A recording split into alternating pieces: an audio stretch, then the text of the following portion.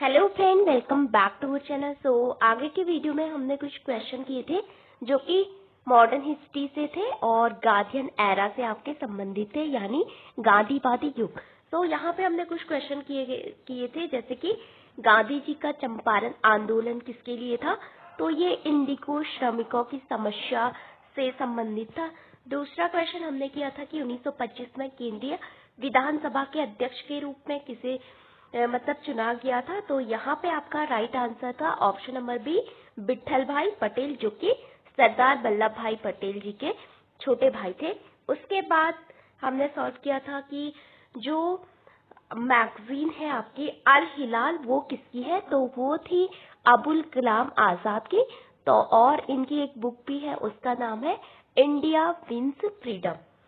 फिर उसके बाद हमने बात की थी कि सीमांत गांधी के रूप में किन्हें जाना जाता है, और इनको आपका भारत रत्न भी दिया गया था। और ये उत्तर पश्चिमों जो सीमा प्रांत है वहां के एक नेता थे जो कि गांधी जी के आदर्शों पे आपके चलते थे, और लाल कुर्ती नाम से इन्होंने एक संगठन बनाया था और इनका नाम था अब्दुल गफ्फार खान। ओके, खुदाई खिदमतगार नाम से उन्होंने एक संस्था बनाई थी।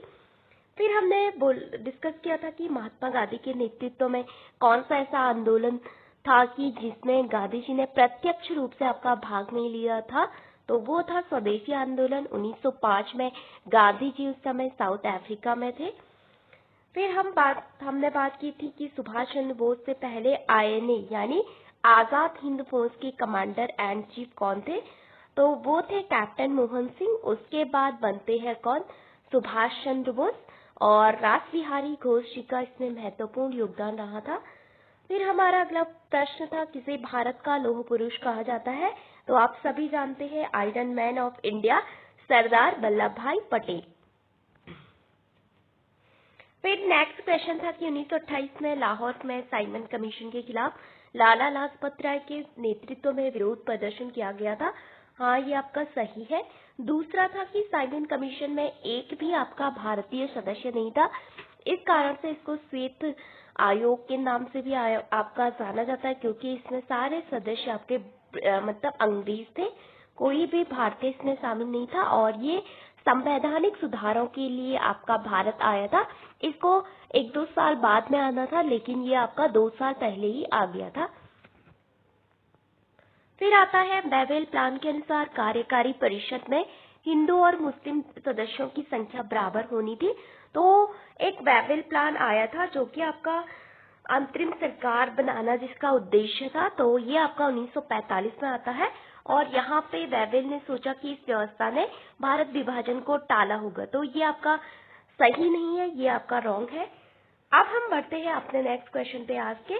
तो यहाँ पे प्रश्न है आपका, भारत में कैबिनेट मिशन कब आया, तो 1942 में या 1945 में या 1940 में या 1947 में।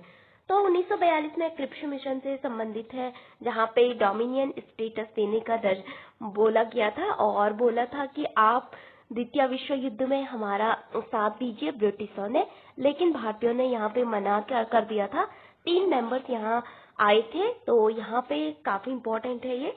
तो यहाँ पे किसी ने इसको स्वीकार नहीं किया, फिर इसको वापस भेज दिया। उसके बाद 1942 में ही आपका भारत छोड़ो आंदोलन शुरू हुआ था। उसके बाद बात करते हैं 1945 में। तो 1945 में वेवेल प्लान आया था। इसके अलावा 1945 में आपका अन्य चीजें भी हो सकती है। उसके बाद 1946 में बात करते हैं, तो वहां पे कैबिनेट मिशन भारत आया था, जिसके तहत की एक संविधान सभा का निर्माण किया गया था स्वतंत्र भारत के लिए। फिर आता है 1947, आप सभी जानते हैं इस समय हमारा जो देश है आपका आजाद हुआ था 15 अगस्त 1947 में। तो यहाँ पे आपका राइट आंसर है आपका कौन सा, 1940। तो यहाँ पे आपके 3 मेंबर्स भी आए थे, जिसमें थे पैट्रिक लॉरेंस, स्टैफोर्ड क्रिप्स और एवी अलेक्जेंडर के नेतृत्व में मिशन ने सत्ता हस्तांतरण पर चर्चा की थी। तो स्टैफोर्ड क्रिप्स जो है 1942 में भी आए थे और 1946 में भी ये आपके आए। फिर आता है 42 में क्रिप्स मिशन का आपका वर्ष था जो पूर्ण स्वतंत्रता देने में आपका विफल रहा। फिर 1945 में और शिमला सम्मेलन और बेवेल योजना का वर्ष था। फिर आता है 1947 में, तो माउंट बैटन प्लान आता है, जिसको कि डिक्की प्लान के नाम से भी आपका जाना जाता है। और ये भारतीय स्वतंत्रता अधिनियम का वर्ष भी आपका था 1947। फिर नेक्स्ट क्वेश्चन है, निम्नलिखित में किसने लोकप्रिय आक्रोश की लहर पैदा की जिसके कारण जलियांवाला बाग में अंग्रेजों द्वारा नरसंहार किया गया था? तो यहाँ पे कौन कौन सी वो चीज थी कि जिस कारण से आपका नरसंहार किया गया था अंग्रेजों के द्वारा जलियांवाला बाग में, जिसको मैसेकर के नाम से भी आपका जाना जाता है? तो यहाँ पे है शस्त्र अधिनियम या आर्म्स एक्ट, या आपका द पीपल सेफ्टी एक्ट। फिर आता है रॉलेट अधिनियम, फिर आता है वर्नाकुलर प्रेस एक्ट। तो यहाँ पे आपका राइट आंसर है ऑप्शन नंबर सी। तो रॉलेट एक्ट जो कि 1919 में आपका आया था, यहाँ पे आपका डाउट के आधार पे, शक के आधार पे गिरफ्तार किया जा रहा था। किसी भी भारतीय पे अगर शक है तो वो कुछ देशद्रोह कर रहा है या ब्रिटिशों के खिलाफ कुछ मतलब आपका कुछ काम कर रहा है, तो इस कारण से राजद्रोह के आरोप में उसको गिरफ्तार किया जाता था। तो इस कारण से इस कानून को आपका बिना अपील, बिना वकील और बिना दलील का कानून भी आपका कहा गया था। और इसी के विरोध में आपका जलियांवाला बाग मतलब इसी के विरोध में लोग काफी आक्रोश से भर गए थे। इसके अलावा एक दो आदमी थे आपका, दो, जो कि एक का नाम था सत्यपाल मलिक, एक थे आपके सैफुद्दीन किचलू, उनको गिरफ्तार किया गया था। और उनके उसमें गिरफ्तारी के सेंस में बहुत सारे लोग आपके अमृतसर में इकट्ठा हुए थे। तो जनरल डायर ने जितने भी लोग वहां पे इकट्ठा हुए थे उन लोगों को छुड़वाने के लिए तो उन पे गोली चलाने का आदेश ये दिया था। तो बहुत सारे लोग आपके मतलब यहाँ पे उनकी हत्या की गई थी, उनके मतलब उन पे गोली चलाई गई थी और वो आपका मर गए। उसके बाद आपका जो क्या बोलते जो आपका रॉलेट एक्ट था और वो आपका काफी विरोध किया गया था उसका। फिर शस्त्र अधिनियम 1978 में लॉर्ड लिटन के द्वारा आपका लाया गया था, भारतीयों को हथियार रखने से रोकता था। तो लॉर्ड लिटन ने एक चीज और लाई थी जो कि 1878 में देसी भाषा के प्रेस को दबाने के लिए लाया गया था, वर्नाकुलर प्रेस एक्ट, जहाँ पे प्रेस पे आपकी सेंसरशिप लगाई गई थी। फिर आता है सार्वजनिक सुरक्षा। तो 1929 में ये पब्लिक सेफ्टी बिल आया था। तो इसी के खिलाफ जो भगत सिंह और बटुकेश्वर दत्त थे, उन्होंने आपकी जो असेंबली थी वहां पे मतलब विधानसभा में वहां पे आपका बम फेंका था। उन्होंने बोला कि बहरों को सुनाया नहीं जाता है, इसलिए हमने बम फेंका है। और वहां पे बम नहीं, आपके कुछ कागज के टुकड़े इस तरह से फेंके गए थे। तो ये आपका काफी इम्पोर्टेंट है। फिर आता है जलियांवाला बाग का जो हत्याकांड वहां पे हुआ था 13 अप्रैल 1919 को, बहुत सारे लोग आपके मारे गए थे। और इसके उसमें एक समिति बनी थी जिसका नाम था हंटर कमेटी, जो कि हंटर की अध्यक्षता में आपकी बनाई गई थी। उसमें आपका 8 मेंबर थे, जिसमें से 5 ब्रिटिशर थे और 3 आपके भारतीय थे। और ये आपका इन्होंने बोला कि इस तरह से उसकी रिपोर्ट आई थी, इस तरह से आपका जिम्मेदार नहीं ठहराया गया था। तो तब उसके बाद हम बात करते हैं आगे। तो यहाँ पे दूसरा प्रश्न है, निम्नलिखित में किसने 1931 में कांग्रेस के कराची सत्र के लिए मौलिक अधिकार और आर्थिक कार्यक्रमों पर प्रस्ताव का मसौदा तैयार किया था? तो इसका राइट आंसर है option number B, Pandit Jawaharlal Nehru. तो मौलिक अधिकार और आर्थिक कार्यक्रमों पर प्रस्ताव का जो मसौदा था वो आपका 1931 में कराची अधिवेशन में लाया गया था। और कराची अधिवेशन की जो अध्यक्षता थी वो आपकी सरदार वल्लभ भाई पटेल ने की थी। और जो मसौदा था आपका फंडामेंटल राइट से रिलेटेड, वो आपके कॉल आए थे नेहरू जी। तो इससे पहले आपकी मोतीलाल नेहरू एक रिपोर्ट लाए थे जिसको नेहरू रिपोर्ट आपका कहा जाता है। और डॉक्टर भीमराव अम्बेडकर आप सभी जानते हैं कि जो प्रारूप समिति थी उसके अध्यक्ष थे। और डॉक्टर राजेंद्र प्रसाद जो आपके संविधान सभा के स्थायी अध्यक्ष थे, जो कि 11 दिसंबर 1946 को आपकी सेकेंड मीटिंग में बने थे। उसके बाद वो भारत के राष्ट्रपति बनते हैं।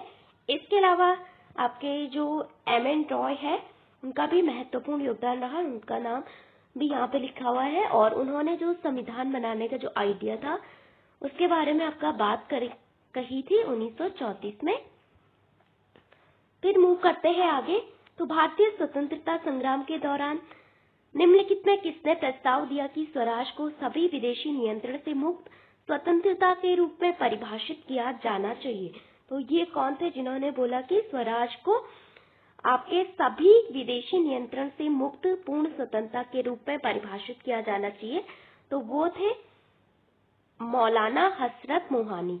तो मौलाना हसरत मोहानी की जब हम बात करते हैं तो वो अहमदाबाद अधिवेशन 1921 में हुआ था आपका। तो वहां पे उन्होंने बोला था कि पूर्ण स्वराज की मांग रखी थी और इनकलाब जिंदाबाद का आपका नारा गढ़ा था। उसके बाद हम बात करते हैं आपके अबुल कलाम आजाद। तो 1940 से 46 तक कांग्रेस के अध्यक्ष रहे थे। तो ये था इसका आंसर। नेक्स्ट आगे बढ़ते हैं। राष्ट्रीय संघर्ष के दौरान प्रसिद्ध समाचार पत्र केसरी के संपादक कौन थे?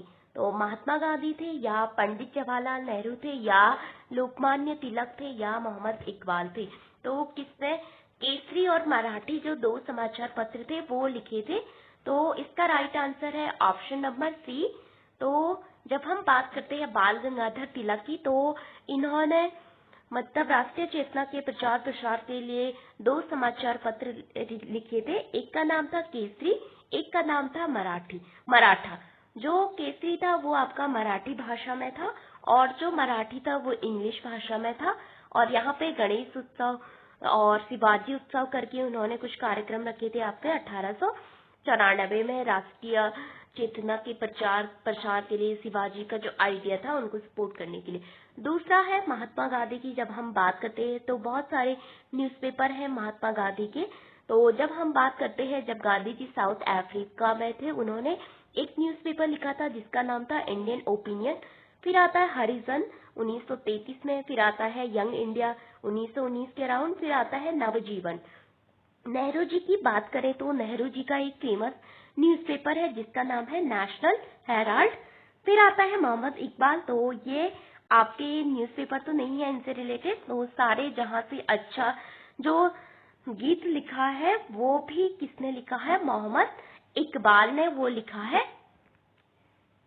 फिर आता है निम्नलिखित में किस पार्टी की स्थापना डॉक्टर भीमराव अंबेडकर के द्वारा की गई थी? तो भारत की किसान और मजदूर पार्टी यानी peasant and workers party of India, अखिल भारतीय अनुसूचित जाति महासंघ, all India scheduled caste federation.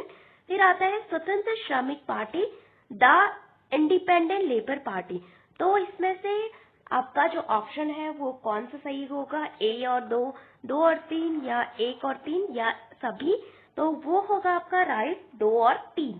तो यहाँ पे जब हम बात करते हैं डॉक्टर अंबेडकर की, तो इन्होंने जो all India scheduled caste federation था तो 1942 में इसकी स्थापना की थी। और इसके अलावा 1936 में इंडिपेंडेंट लेबर पार्टी बनाई थी आपका।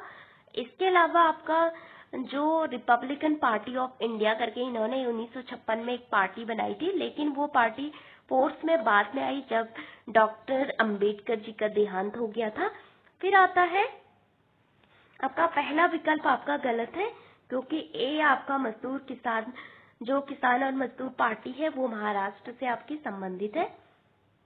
फिर आता है आपका, तो ये थे आज के कुछ इम्पोर्टेंट क्वेश्चन। तो जहाँ पे हमने पहले देखा था 1917 में चंपारण सत्याग्रह, फिर 1920 में असहयोग आंदोलन, फिर 1930 में सविनय अवज्ञा आंदोलन, फिर 1942 में भारत छोड़ो आंदोलन जहाँ पे कि गांधी जी ने करो और मरो का नारा दिया था।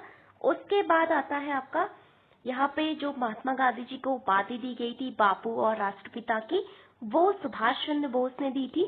इसके अलावा चंपारण, असहयोग, भारत छोड़ो आंदोलन, बहुत सारे मूवमेंट गांधी जी से रिलेटेड है और इनके प्रकाशन है हरिजन, नवजीवन, यंग इंडिया, इसके अलावा इंडियन ओपिनियन। इसके अलावा आपका सरदार पटेल लौह पुरुष के नाम से जाना जाता है और 500 से अधिक रियासतों का भारत में एकीकरण किया। कराची अधिवेशन की इन्होंने अध्यक्षता की थी। मौलाना अबुल कलाम आजाद आपका सबसे कम उम्र के कांग्रेस के अध्यक्ष थे। अल हिलाल इनका मैगजीन है और इंडिया विंस फ्रीडम करके इनकी एक बुक है। उसके बाद आता है लाला लाजपत राय, पंजाब केसरी के नाम से इनको जाना जाता है। साइमन कमीशन का विरोध किया था। द प्यूपिल इनका एक न्यूज़पेपर है। फिर बात करते हैं सुभाष चंद्र बोस की। तो नेताजी के नाम से आपके प्रसिद्ध है और फॉरवर्ड ब्लॉक आईएनए की कमान इन्होंने संभाली थी और द इंडियन स्ट्रगल इनकी एक बुक है जो कि काफी फेमस है। फिर आता है आपका यहाँ पे कुछ ब्रिटिश अधिनियम है जिसमें कि भारतीय प्रतिक्रिया आपकी दी गई थी। जैसे ब्रिटिश नीति, जैसे रॉलेट एक्ट आया, बिना मुकदमे के आपको जेल में रखा जाता था। तो वहां पे आपको क्या करना पड़ता कि वहां पे बहुत सारे हड़ताल किए थे भारतीयों ने और जलियांवाला बाग में एक शांतिपूर्ण आपकी सभा की गई थी।